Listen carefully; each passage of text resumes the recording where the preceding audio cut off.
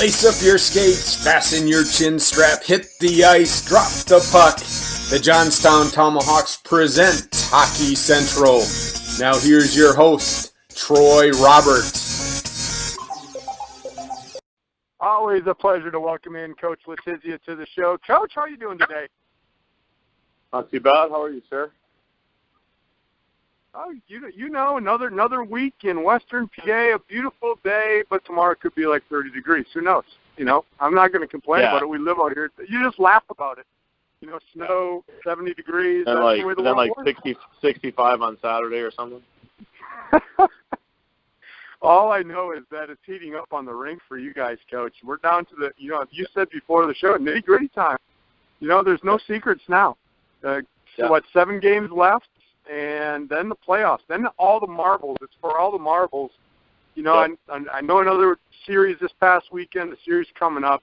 But really, Coach, like you said, it is what it is at this point. The teams know each other. You know, just, let the fans know where you're at and, kind of what you told me about the message to your guys. I thought that was pretty interesting coming from you. But just let the fans know what the message is to the guys here at the end of the season. Yeah, I mean, we got a weekend with Aston. We split the weekend. Good win on Friday in overtime. A game we would have loved to have in regulation, not give up a point, but got the win nonetheless. And, Saturday, another one-goal game. I mean, we played them 10 times in 9 games. It's been one-goal game. I think a 3-2 score has been like 6 of the games or 7 of the games. Yeah, it's unbelievable. Really tight. Yeah, really tight one, and just one of those games where I don't think we were as good on Saturday as we were on Friday, but, still right there in the game. We were shorthanded, the way it's been with some of the guys that have been out. And, we lost Nick Bruce on Saturday for pretty much the whole third period. He got in a scrap, and, it's part of the game, but I would have loved to have him in there for the third period. And, we had 4 goals over the weekend. He had 3 goals and an assist. He won Player of the Week. So obviously great weekend from him and, some other guys as well. But, so it's still a battle for us to catch Aston for first place. It's going to be tough. We're going to need to take care of all of our own games and get a little bit of help. So, for us, we want to make sure that we stay in at least, the top 2 spots and have home ice advantage in the first round. So big weekend coming up in New Jersey. It's a 5-point lead we have on them right now. We have them in for 2 games. So, to say these are big games is probably an understatement. And obviously, like I said before the show, there's no secrets anymore. There's no super magic potion to anything. I mean, it's, what these games mean. You know who you're playing. You've played them enough times. We know everything about them. They know everything about us. And, it comes down to who wants them more, and that's how it's going to be in the playoffs because, our division, you mainly play the same teams in your division all season long, and you see them again in the playoffs, obviously. So there's a lot of will and, a lot of pride that you got to have when you take the ice. And, we have, 4 of those 7 games at home, which is exciting. And, we want to make sure that we win those games when we're on our home ice. Yeah, I think you hit it on the head. There's no secrets now. It's not like drawing up plays in the stands. It's get on the ice, lace up your skates, knock the snot out of the other guy, and put the puck in the net. There's the bottom line. That's what you guys need to do for 7 games, and I think your guys are ready to do it. So, Coach, it's busy time for sports, though. NCAA tournament. I mean, that's where all the madness is right now. Did you fill out a bracket this year? First year in I don't know how many years I didn't.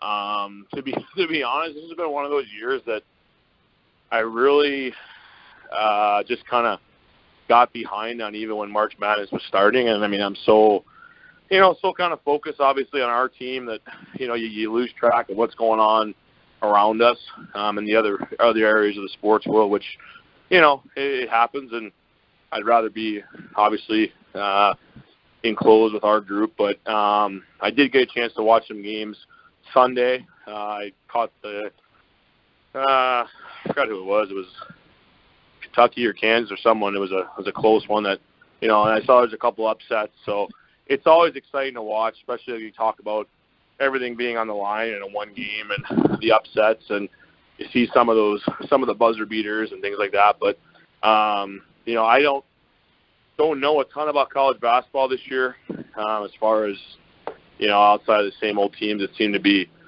seem to be winning all the time, but I saw Duke got knocked out. They used to be a big favorite of mine. My Krzyzewski, Coach K, actually went to the same high school as my dad, so I've always had a kind of a favoritism towards Duke.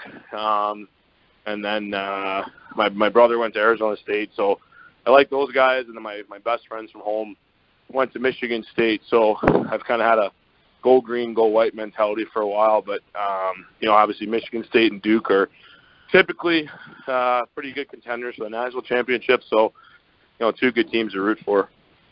But they're both out now, so yeah. I don't know who to root for now. Yeah, so. Well, I know you're not rooting for Wisconsin because you're a Chicago guy. I know you're. No, I know you're not. No, and I really wasn't. I mean, Northwestern was in there, and it was nice to see them in there. They had a tough road, but I didn't go to a regular college per se. I played major junior in the OHL, so I went to college while I played, but I didn't go to like a big time college. I never really got into the college sports scene as much, or having those favorites. We're always looking forward to the big Saturday football games and things like that. So a little bit different for me, the way I was growing up. But now obviously it's just watching as a fan. Yeah, there was some big upsets, Coach. And I look at it. I do a show called Go Big or Go Home, which is a Big Ten show, and Wisconsin, a big upset over Villanova though. So the thing is, I didn't pick Wisconsin, Coach. I'm one of those fans that I want my team to win every game, but when I do my sports shows, I gotta be like a real analyst, right? And I couldn't pick with my heart. And Wisconsin had the capability, and I said it on the show. They did have the capability to do it. The problem is they played so inconsistent all year.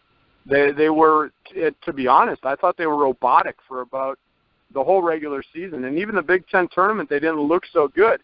They just happened to turn a light switch on at tournament time. And I think you brought up something really, really big here. When the chips are on the line and you're done when you lose, it can bring a lot out in an athlete. And I think that's kind of parallel to you guys after these 7 games, is that you know what's on the line, and you know that if you lose, you can go home.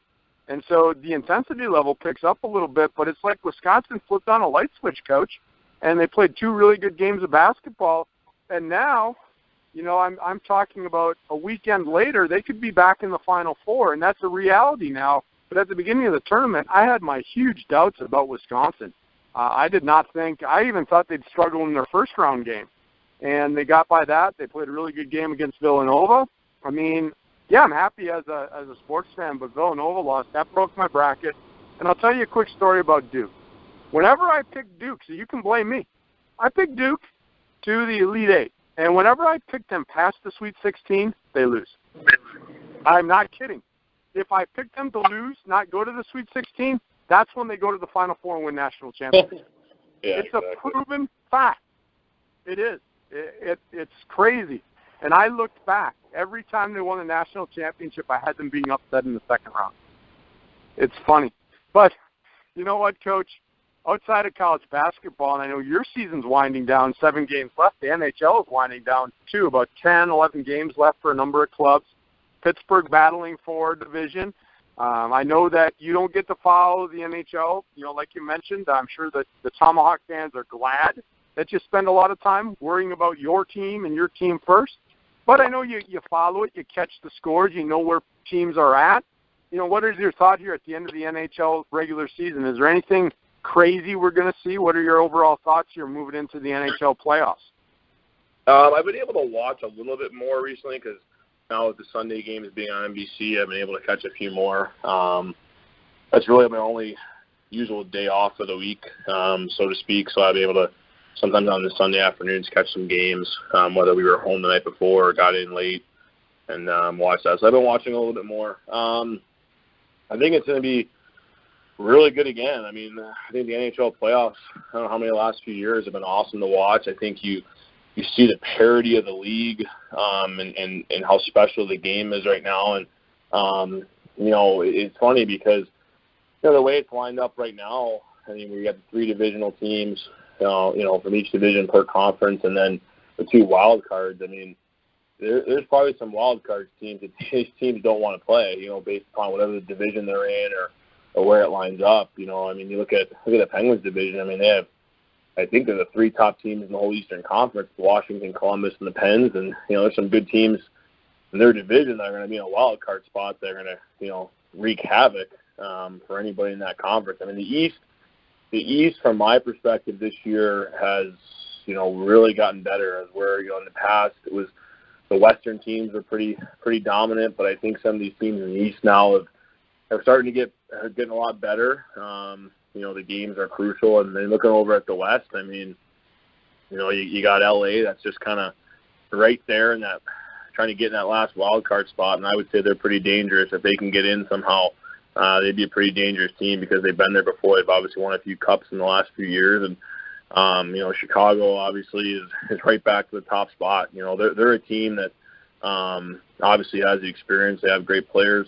They're a team sometimes, I was talking to somebody the other day and said, the Hawks are that team that, when everybody starts to kind of doubt them and say, Taves is slowing down or this and that, and Crawford and this guy and that guy, and Host is old, that, sometimes that gets them a little bit fired up. And the last 25 games, I mean, they've really taken these games by storm, and they've won a lot of hockey games on the road. I mean, Minnesota had a lead on them, with games in hand, and now all of a sudden Minnesota's looking up at them, trailing by 7 points, and it looks like the Blackhawks are in that division again. And, sometimes they just let them sleep. They kind of woke a sleeping giant there. And, it's the same thing with, not just them, but other teams as well. I mean, you got teams like the Pens who, they continue to win and continue to have players like Crosby, and these guys are putting up remarkable seasons. And, you look how many injuries they've had in the back end, and, it hasn't been easy for them, but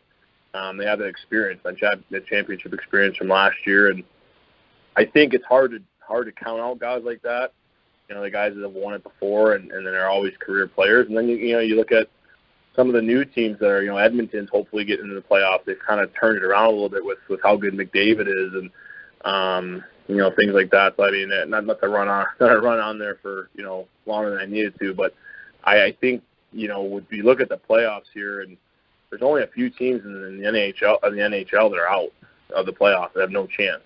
Some teams, they're 10 points out, but you get a couple wins, and all of a sudden you're right there, especially in the East. I mean, it's unbelievable. So I think the last few games of the NHL regular season are going to be awesome, and I think the playoffs are just going to be spectacular as they have been in the last few years.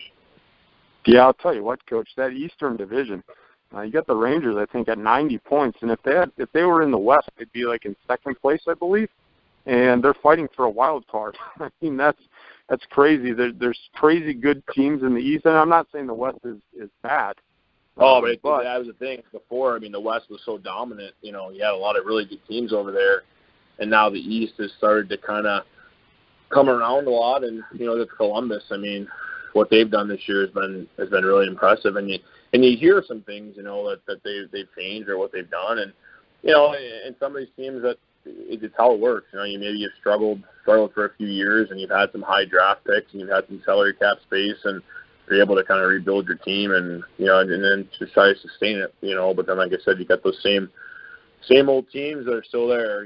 Pittsburgh, Washington, Chicago, San Jose, Anaheim, but it's gonna be a big year for Washington. I mean, I think it's time that they're finally gonna have to do something in the playoffs. I mean, they have all the pieces. They made a lot of moves to go all in, and I'll be interested to see what they do in the playoffs.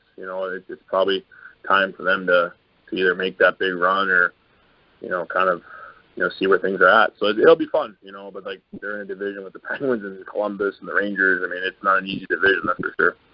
No, that Columbus team is certainly surprising some people, but I agree with you on Washington, Coach.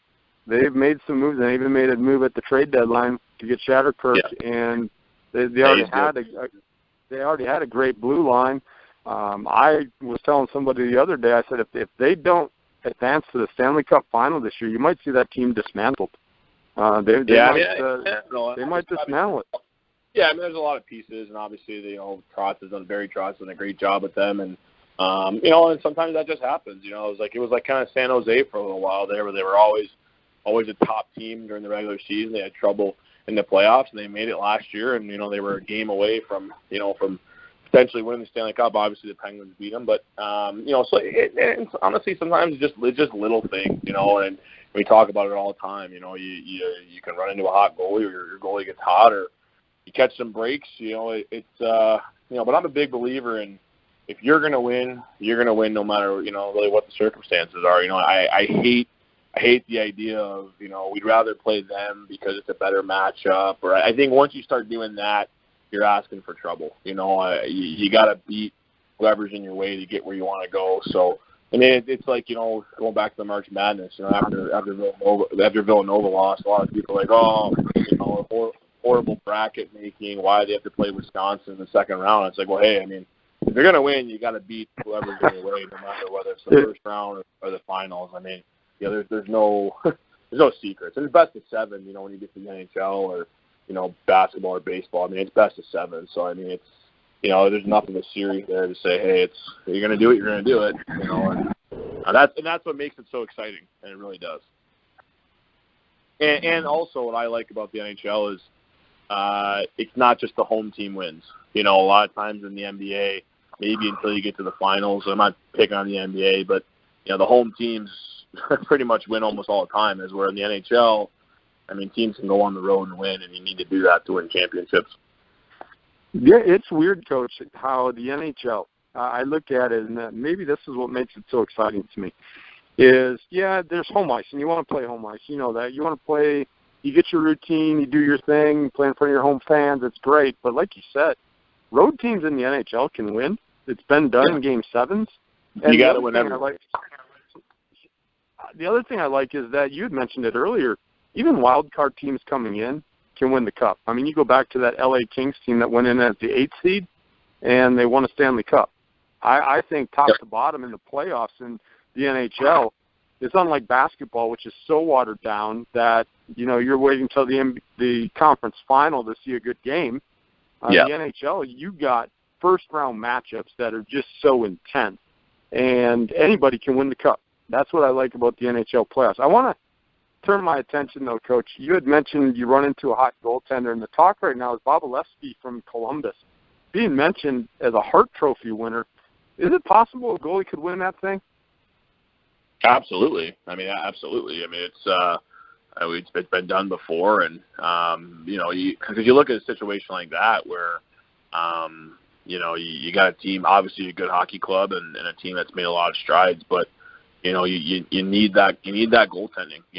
Even teams that have what you would consider to be average to above average goaltending, with a great team in front of them, have won Stanley Cups in the past, but those goalies have still made things happen when they're in there, or have made those saves that need to be made. You know what I mean? But goaltending, the way the game is now, is obviously a huge part of it, and I absolutely believe that a goaltender could win an MVP, because you think about it and say, where would the team be without him? So, and that's the biggest thing. So I'll switch over to, we got a goaltender for Hart this year in the conversation. And then you got, I want to get your thoughts on Brent Burns. This guy, to me, is just a beast amongst men as a defender. The guy that can put up huge numbers, but then he gets back and he blocks shots. This is, to me, is an all-around player and just an awesome defensive player. But he's always up in the push, and he's always offensively there too. He's being mentioned as one of the guys that could win the Hart. What are your overall thoughts of Burns and what he does in San Jose? Well, I actually played against Burns in juniors. He was on Brampton, and I was on Plymouth, and we played against him. And he was a forward at that time. He was a big body forward who obviously had a ton of skill. He was really good. I would lie to you if I told you I thought he would go on to the NHL and have this good of a career. Nothing against him by any means, but he was a good, solid forward for sure. Really, really talented, big boy. And then they moved him back to D, and next thing you know, I mean, he kind of fits into what the mold right now is. Guys that can move, guys that can skate, guys that can activate, and again, I mean, there are defensemen out there that are special. You know what I mean? Like the Burnses, the Latangs, the Carlsons, the guys that can really lead the rush and get back. But those guys are there for a reason. Those guys are in the Norris Trophy conversation every year for a reason, because they're special players, and that's why they're where they're at. Not everybody does that. Most defensemen, need to take care of their position first and activate when they can and get into the play when they can, but let their offense come from good defenses, where those players, have a special talent where they can do that. But those guys are in the National Hockey League for a reason. But Burns obviously is one of those special players, and probably being a forward obviously helps his offensive instincts, and he's got great size and he's got that look to him as well that I think is kind of special. He has that goofy hair and the big beard, and it just kind of goes along with his whole thing about being an animal and blocking shots and all that stuff. But no, he's another guy. And I was a defenseman myself, so being able to, every time a defenseman wins the MVP, you kind of appreciate it.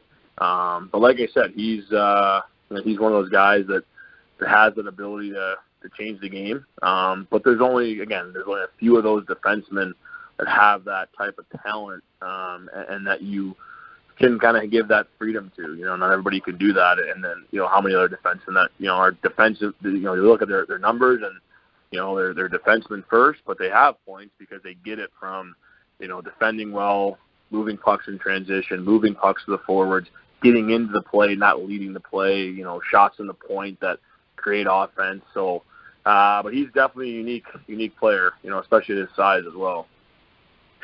He certainly is. So, Coach, I swear, every week you say something, and then it just makes my mind spin. So you brought up the beard of Brent Burns. So I have to ask about the beard, the playoff hockey beard.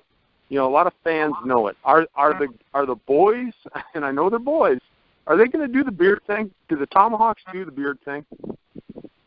Yeah, we'll let them do the playoff beard. I mean, every now and then, some teams will try to do something different, whether it's with their hair or whatever. But we're typically just think what the guys do. I mean, I'm all for team camaraderie, but you want to make sure you do it the right way. But we'll likely do beards. I mean, obviously some guys will have better beards than others. Some guys will try to use some permanent markers or something to try to make their beards look better. But but fortunately for me, I'm okay. I've been able to grow a beard since I was about 13 years old. I think it's because I'm Italian, but so it'll be fun. It's fun to watch that. It's fun to see the guys laugh about their beards and make fun of each other's beards, and the guys who only grow like sideburns, or guys that grow on their neck, or just a little peach fuzz. It's pretty, or the guys who grow nothing, or the guys who grow massive Brent Burns beards. So hopefully we have really big beards, which means that we're playing into the middle of May, and that's what we want to have. We want to have guys with really greasy facial hair come the middle of May. Yeah, that definitely that is the goal. My story with the beard once, Coach, in college, we went on a little losing streak, and I told the guys, I said, I'm going to grow my beard until we win. Well, we were a young team, and we ended up losing like 6 games in a row. And in soccer in college, you only play 1 or 2 games a week. And so I went a full month, and that was enough for me. When I had to shave that thing off, oh, my God, that hurt. So I'm like you.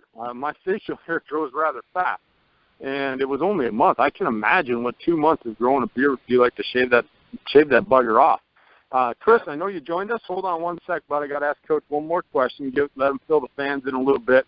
Coach, I know we wanted to talk about off-season. I know the playoffs are coming up, but I did want to bring up the point. I wanted you to explain to the fans, once the season's over, starting to think about putting your roster together, tryout camps, and how those things all work. If you can go over that quickly, and then we'll bring Chris in.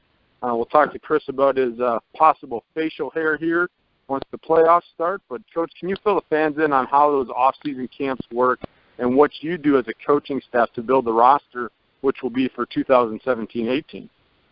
Yeah, we obviously look at our roster right now. We understand that there's players that are going to be moving on due to the age restrictions, and we have players that are moving on to Division I hockey or other college hockey, and then players that might be moving to the USHL, or so you're always prepared to understand that you're going to be losing players. You're going to lose them every year. There's no secrets. Obviously, from last year we lost a ton of guys, so we had to replace them with quality players. And we've scouted the entire season. We'll continue to scout. Tier 1 AAA Nationals are coming up in Pittsburgh in a few weeks, so it's an opportunity for us to be right up the road and getting a look at some of the best teams in the country. And then we have our tryout camps. They're prior to the draft this year. We're fortunately able to schedule all 3 before the draft. So we'll have a camp in Michigan, a camp in Minnesota, and a camp in Pittsburgh. We bring players from, obviously, those regions, but from all over the country, all over the world, really. And, we run basically evaluation camps. We split them up into teams. They play 4 games. We get a great up-close look at them. They're from players from, AAA, high school, prep school to junior experienced players. And we build those, evaluations along with our scouting from the year as we head into the draft. And ultimately the draft is June 6th. So having all 3 camps here before the draft are big. They hold a little bit more value. They're more enticing to the prospects, and also allows us to see those players prior to the draft on June 6th. And then from there, we probably won't have as many draft picks as we did last year, because we will have don't have as many players moving on as we did from last season. So we'll draft players from there, and then we have a main selection camp in Johnstown in July, where we ultimately have all of our veterans, all of our drafted players are tenured, and then invitation players that come in and and they battle for the chance to make our roster for the start of the season. So camps for us have been awesome. We've found a lot of good players, whether it was at our pre-draft camps, which players we drafted. I mean, Nick Bruce came to our pre-draft camp in Michigan last year. We drafted him in the draft, and he's right now he's a leading scorer on our team. So we find all kinds of players. And in our main camp, we had guys like Ed Herka and a couple others that have made our roster. And players are everywhere. So you have these trial camps to obviously get a focus on players that you maybe you've seen, and you want to see them against the junior eligibility or up close and personal in those weekends. But there's also players that sometimes come out of nowhere, and get there, and you get them on your radar, and you're like, wow, this kid's pretty good. So there's all different ways to find players. We've done it all different ways over the last few years, and our camps have been pretty beneficial to us. And again, you have to look at it and say, okay, it's 3 days of hockey, so you have to understand that sometimes really good players just have an off weekend, or vice versa. Some players that maybe aren't quite capable at this level have great weekends. So you have to take everything into account, but that goes along with, good scouting throughout the year and knowing talent pools and knowing where the players are coming from. But, so, like I said, we're obviously focusing on finishing up this year, but those camps are available right now to register, and we're getting players to go there. So, again, it goes back to being a 24/7, never stop situation. I mean, you have to focus on so many things. You have to really divvy up your time the right way to make sure that you're focusing on everything you possibly can with our group of players now, but also understanding that stuff's going to be coming, and you have to kind of balance out your time. And it goes along with the whole program here. So, those camps will be coming up in May and into June. And then, like I said, the summer's fast and short, but I got a big focus on this year, and hopefully my May is wild, because Robertson Cup ends the 14th, and our first camp is the 19th of May. So I'm really hoping to be running like a wild man in May. Meaning there's good things for our club here this year. Yeah, I hope you're running around too like a wild man, Coach. I really do. I hope you're playing. Well, I don't want you to have to play the last game on May 14th, but I hope you're playing in May. So May 14th is the championship, so that's what we want to be playing. Oh, okay. Well, then we want you to play that day. We have a great guest today. Chris Trouba joins us. Chris, how are you doing today, buddy? I'm good. How are you? I'm good. So you heard me. I got to ask the question. You growing a playoff beard or what? Oh, I'm sure going to try. I don't know how well it's going to work for me. But November, my mustache came in pretty strong. Had to dye it a few times, but other than that. So no permanent marker needed for you, huh? You have the opportunity to at least try to grow one, right? Yeah, I dyed a little bit, though. Got to make it look good. Well, when you get old like me, you got to worry about the gray coming in, right, Coach? Yeah, no kidding. As long as I got it, I'll be happy. Well, like Coach said, Chris, he hopes that guys that can grow one, hopefully they grow big, fluffy, puffy, because you want to be playing in May. I know there's like 7 games left, but just share with the fans, your experience this year on the Tomahawks. Trials, tribulations, highs, lows that you've went through this year with the Tomahawks. Well, the year started out pretty well. Like, I made the team pretty excited, and then got hurt a week in the training camp and missed a month and a half of the season. So that was pretty tough to come back and just jump into it like that. But all the guys and the coaching staff really helped me out, and it's been a great year. It's been one of my favorite years I've ever played hockey, with just the atmosphere here. So I've loved every second of it. Wonderful. Now we're at the end of the year. Coach and I talked before you got on. 7 games left. You guys already know your opponents. I know what Coach's message was to you guys. But as a player, you're looking forward. You're in the playoffs. I know you're still playing for seeding. Still have a chance. You need some help, but you could still get that number 1 seed. How do you motivate yourself here for the next 7 games, knowing the playoffs are right around the corner and you're already in? But how do you motivate yourself to take care of these possible points that are still sitting on the table?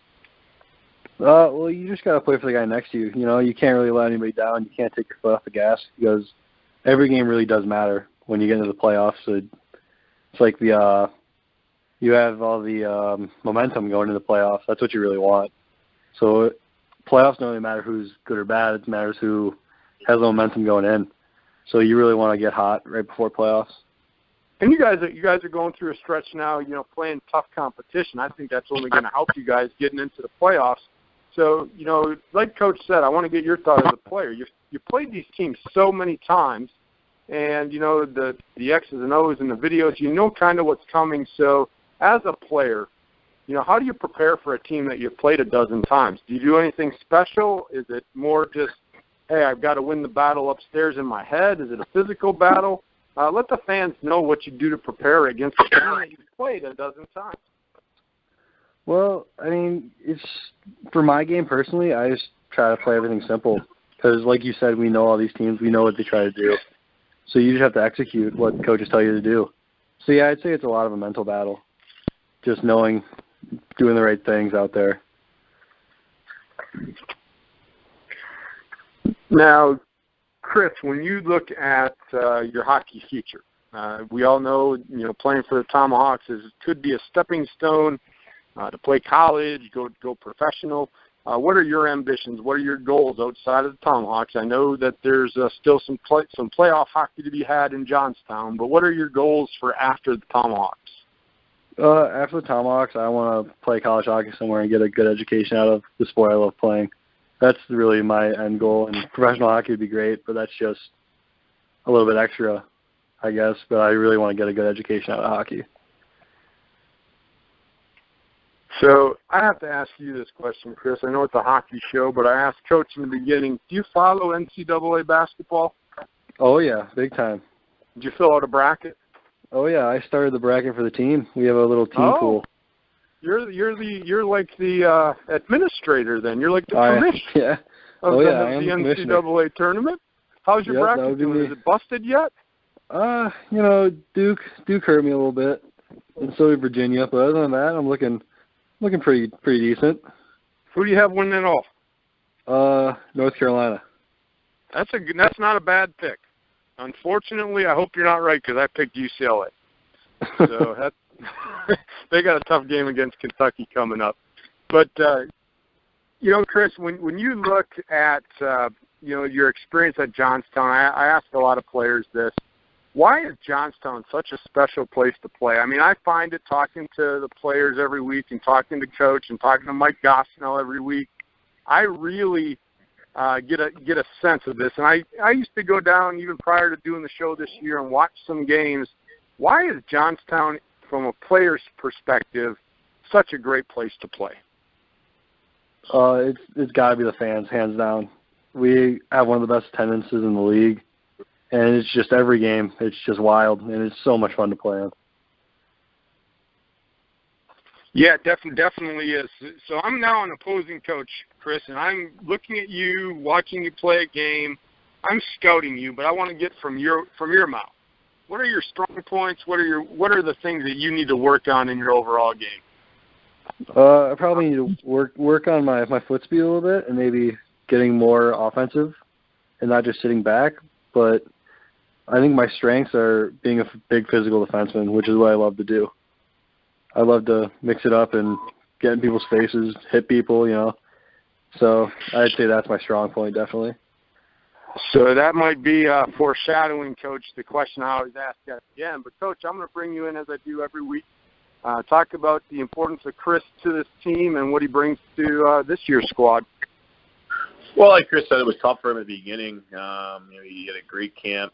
And then had an unfortunate injury early even before the regular season started, so he had to miss some time. And he's battled through a couple different injuries, a couple different things throughout the year to kind of not make it necessarily probably his smoothest year in the sense of just kind of that right through the season. Every week it's been for him a couple different things that just kind of held up this weekend or that week of practice, whatever the case may be. But he's been for his age. You think about he could still be playing another year of AAA hockey after this season. And he's been a mainstay on our blue line for a defenseman and a young rookie defenseman. It's a hard job at any hockey level, and he's done a great job for us. He's a tireless worker. He's always asking good questions of how to help his game, improve his game. And, for a young kid, he doesn't seem, he's a big boy. He's 6'4", 200-plus pounds, and he doesn't seem as young as he is. He's a mature kid, so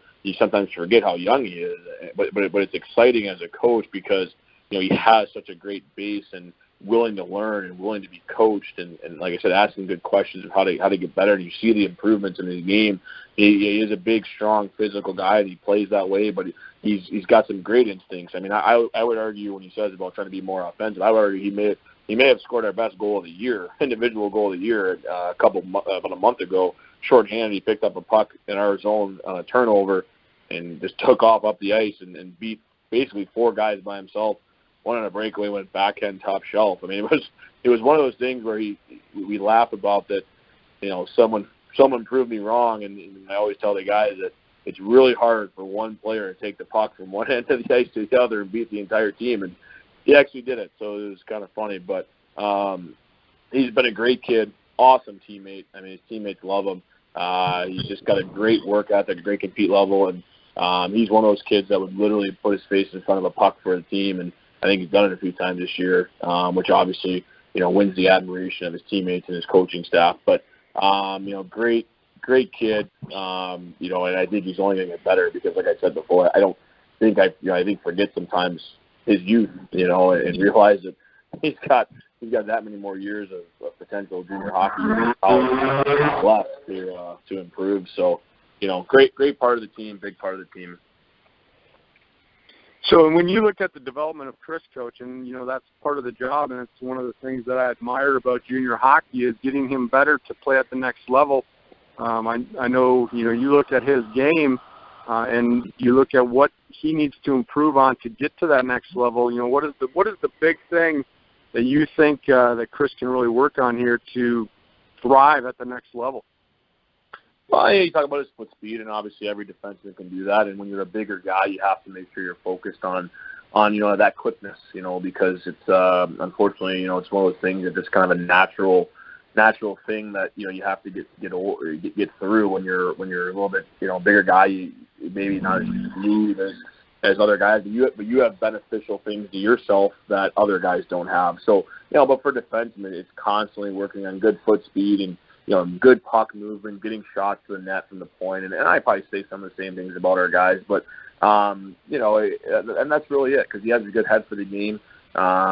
Just he has good anticipation skills. He's fearless, which is half the battle, to be honest with you. And then, everything else is just stuff you can continue to work on, and he's willing to do so, and obviously continue to build his strength and build his conditioning and build his endurance as he gets older and is able to play more and play at a higher level is always you always want to make sure you can adapt to the quickness and the pace and the conditioning requirements at every next level for any player. So like I said, Chris has a great base and everything that he'll continue to work on to fine tune his game, but he has a lot of things he can't teach, which like I said, being fearless is half the battle, and that's one thing that he has and is a great part of our team. All right, Chris, I like to have fun with everybody that joins the show, and Coach talked about a breakaway goal already. You talked about a bone-jarring check. So, Coach, I don't know how well this question's going to work. It sounds like all these answers are going to be good for Chris. But, Chris, I ask everybody this question. You can only pick one. What is the most exciting thing to you? Is it a bone-jarring check along the boards? Is it a one-timer into the net, or is it scoring a breakaway goal 5-hole? Which of those would be the most satisfying for you, or which is the most satisfying for you? It sounds like you do all of those right now anyway. I think the most satisfying for me would definitely be the bone crushing check. Because that was going to be the answer. That one I almost knew from you talking before. Coach, would you agree with that? I mean, how awesome is it as a coach to watch him go out and just, and again, it's not to hurt other players, but a bone-jarring check, in my opinion, it can change the momentum of a game, at least to say, look, you're coming into our territory, and nothing is going to be easy today. Well, I mean, obviously Chris is a defenseman, and his primary job is to defend our net and defend our game. So, yeah, I mean, a big-time hit is great. Obviously we want to make sure he's just doing his job and separating the man from the puck and allowing us to get possession in transition. But, sometimes those big, clean hits that, can get some momentum going for your team. It gets everybody a little bit excited. Obviously, if we're at home, it gets our fans going. And, they could definitely change momentum. So, I mean, yeah. I mean, if he's doing it the right way and defending and laying some bodies, obviously it's going to help our team. Sounds good. Chris, I knew you were going to answer that. So I wish you the best of luck, Chris, growing the playoff gear, because I think you're growing it all the way till May. So you probably heard me say that. To me, 1 month it got real itchy. I hope that you have to suffer to shave that thing off in May. That's really what I hope. I hope so, too. Hey, I'll tell you what, Chris. Thanks for joining the show. Good luck in the last 7 games of the regular season. Good luck in the playoffs. Coach, always a pleasure to have you on the show. Sounds good, my man. Thank you. And it is that time of the show where I get to welcome in Communications Manager Mike Gosnell to the show. Mike, Coach, and I and Chris just had a very good conversation on this show about the NCAA March Madness tournament going on. Did you get into that at all? Did you fill a bracket out? I did not. I mean, it's weird. I do like college basketball, but my team's not in it this year, so I really didn't pay much attention to it. Who's your team? The only thing that I know is I won a bracket last year pool that I have randomly picked Villanova to win it, and they won it. So. So who's your team? University of Texas. Yeah, they've had a couple down years. They had a nice little string there a couple years back, though, where they were pretty solid. But, Coach and I did talk some hockey, Mike. That's definitely the topic of this show for sure. 7 games left in the regular season. As Coach said, I mean, not mathematically impossible to get the 1 seed, but you got to be real. They would need to take care of all their business, get some help. But, again, even you and I have talked about this, solidifying number 2, well within their reach, 4 of the last 7 at home. So what are some good things going on for these last 4 home games? Right. Last weekend I thought the boys played really well. 2 very good games. But you know what? For this weekend coming up, it's another huge series. I mean, we have New Jersey coming in. They're looking up at us. We have them in our rearview mirror. We want to put some space in between the Titans and us. So, and what better way to do that to do that than play 2 games here at the War Memorial home ice. And Friday we are welcoming in Faith and Family Night once again. It's our second time doing it this year with the FCA. This time we're going to have a live band with Christian music. The FCA is going to be on hand to raise awareness. They have some merchandise, some giveaways that they're going to be handing out to fans. And then Saturday is our traditional Guns and Hoses game between Johnstown Police and Fire. That game is scheduled for a 7 p.m. face-up, but the charity game that they're playing is at 4 p.m. The fans can buy tickets at our office for the Guns and Hoses game. It benefits Special Olympics. It's a very big game. A lot of the first responders play in this game. It's a really special event to be a part of. Well, definitely. I'll tell you what, you guys have had some great promotions all year, Mike. And, again, I had a chance to just get out to 1 game due to my schedule, but, I know that Johnstown, the community really supports the team. And so I say it every show, if you've not been down to Johnstown, it's not that far of a drive. Probably, and you were saying, Mike, you've got season ticket holders all the way out of Maryland. Take a day, take a weekend. Johnstown's a nice little area, but the hockey, I'll tell you, it's going to be playoff hockey this weekend. Like you said, if they can get these 2 games against New Jersey, Mike, it would all but would it actually then clinch? I think they would clinch. No, because we have the same amount of games. We have the same amount of games as they do left.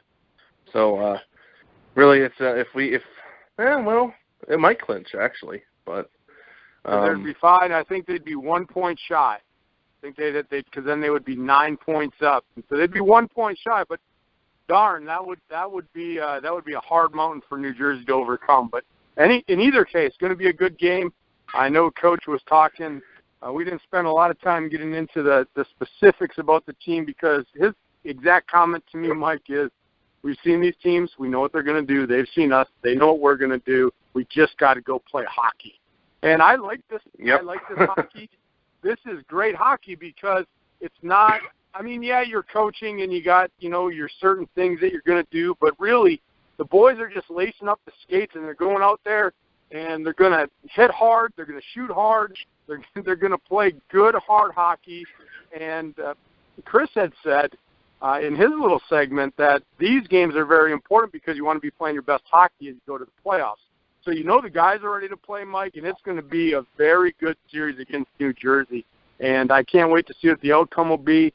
They're inching closer to at least home ice in the first round. And if things fell into place, if they took care of their business and Aston for some reason would stumble, hey, maybe we're talking about the number 1 seed. Yeah, well, that'd be nice. That would be nice, but you got to take it one game at a time. You can't really count on other people's mistakes, so just got to take care of business. And fans have a lot of opportunities to help us take care of business because we had 2 good crowds over the weekend last weekend. Lots of energy, lots of passion. You can feel it in the stands, and it's going to be another playoff atmosphere at the War Memorial this weekend. And if you haven't gotten out to a game yet, now's the time. We only have 4 home games left before we kick off the Robertson Cup playoffs. So we're very happy to be in the position we are, and we hope that the boys take care of business.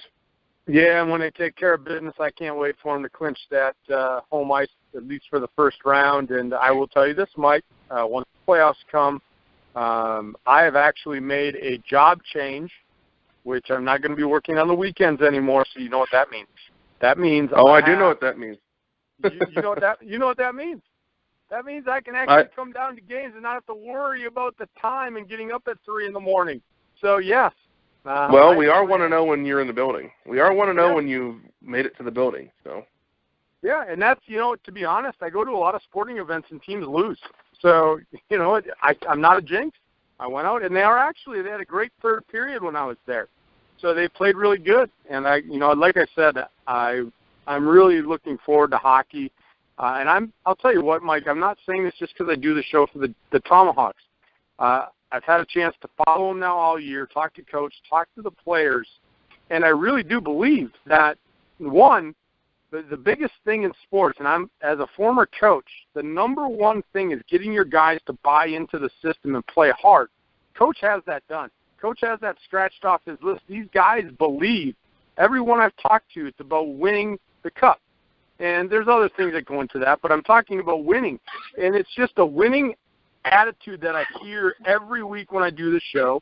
I've had a chance to watch them. I've had a chance to read your recaps and talk to Coach. I really believe there's something special about this team. I know they haven't had great success against Aston, but every game's a one-goal game. Every game has been a one-goal game, and when it comes to playoff time, it's just going to come down to, hey, one play here, one play there, and I think Coach is preparing these guys for that, Mike. I feel a very special run for the Tomahawks. Well, we certainly hope that. There's a buzz around town, and this is easily the best. Well, statistically, it is the best team we've had in 5 years. And with Coach Mike and Coach Nick doing what they do, I think there's just going to be more of this to come because they've been perfect so far this season. So, as far as getting players in and teaching them, and Nick, when I talked to Nick Shafford, he said it best. You go through losing streaks, but in the end, it makes you better. So, and now the important thing is, and like Chris Trouba said, the important thing is to win out here. Maybe certainly get more wins and losses as the season comes to an end. So, if you want to be at your best playing hockey in the playoffs. Yeah, and I really think they are. I mean, we knew they were going to be tough games against Aston, but they're going in. They're right on the same level. Those are going to be great games. Knock on wood, they got to get to that point because it's probably going to be 1 versus 2. They both have to win their first-round games, first-round series. And, of course, the Tomahawks looking like they're going to be the 2 seed. But great hockey coming up, Mike. And like you said, a lot of good stuff going on this weekend at the War Memorial. As always, thanks for taking time to come on the show this week. Sounds good, Troy. Thank you very much. We'll talk next week, bud.